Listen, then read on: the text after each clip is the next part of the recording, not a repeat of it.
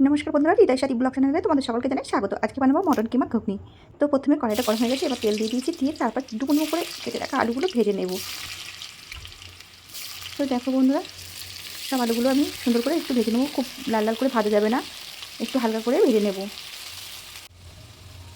এরপরে আমি একটু সামান্য পরিমাণে হলুদ দিয়ে দেবো আর সামান্য পরিমাণে লবণ। এবার একটু নাড়াচাড়া করে নিয়ে দেখো আলুগুলো ঠিক এরকমভাবে ভাজতে হবে, একদম লাল করা চলবে না। এবার আমি আলুগুলো তুলে নেব। এরপর ওই কড়াইতে দুটো তেজপাতা দিয়ে দেবো, তারপর পেঁয়াজ কুচিগুলো দিয়ে দেবো। তো বন্ধুরা, আমার 250 গ্রাম মটর, তো দুটো পেঁয়াজ কুচি এখানে নিয়েছি। বেশ একটু লাল লাল করে ভেজে নিতে হবে। এরপরে আমি রসুন বাটা দিয়ে দেবো। রসুন বাটাটা দেওয়ার পরে বেশ কিছুক্ষণ নাড়াচাড়া করে নিতে হবে, একটু কষিয়ে নিতে হবে।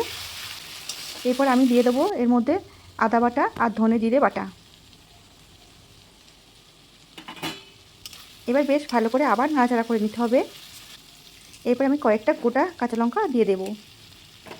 এইভাবে ভেঙে ভেঙে দিয়ে দিয়েছি। আবার বেশ কিছুক্ষণ কষাতে হবে। এরপর আমি পরিমাণ মতো লবণ দিয়ে দেবো। এবার পরিমাণ মতো হলুদ দিয়ে আবার বেশ কিছুক্ষণ এটা কষাবো। এরপর দেবো আধখানা মতো আমি টমেটো কুচি নিয়েছিলাম, এর মধ্যে দিয়ে দিয়েছি। এবার আমি পরিমাণ মতো লঙ্কা গুঁড়ো দিয়ে দিয়েছি। তোমরা যেমন পরিমাণে ঝাল খাবে তেমন পরিমাণে দেবে। এবার এই যে মটন কিমাটা দিয়ে দেবো। দেখো মশলা দিয়ে তেল ছেড়ে দিয়েছে, তারপর মটন কিমাটা দিয়ে বেশ আবার কষিয়ে নিতে হবে।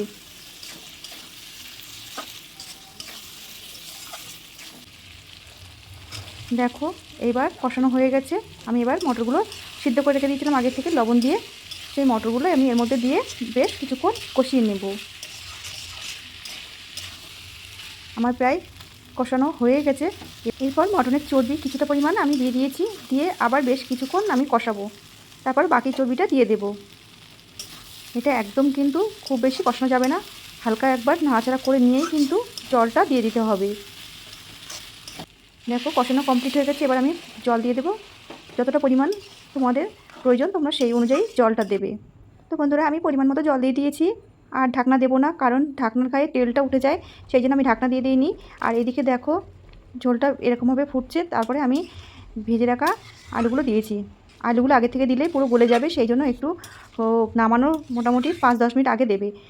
এরপরে দেখো আমার ঘুগনিটা কিন্তু রেডি হয়ে গেছে। আমি গরম মশলাটা নামানোর কিছুক্ষণ আগে দিয়েছিলাম, স্কিপ হয়ে গেছে। তো দেখো ঘুগনিটা কেমন সুন্দর দেখতে হয়েছে। মাটন চর্বি কিমা ঘুগনি তোমাদের কেমন লাগলো অবশ্যই কিন্তু কমেন্ট করে জানাবে। আর আজকের মতো ভিডিওটা এখানেই শেষ করব। আবার আসবো নতুন কোনো অন্য ভিডিও নিয়ে। ততক্ষণে তোমরা সবাই ভালো থেকো, সুস্থ থেকো। Bye, tata.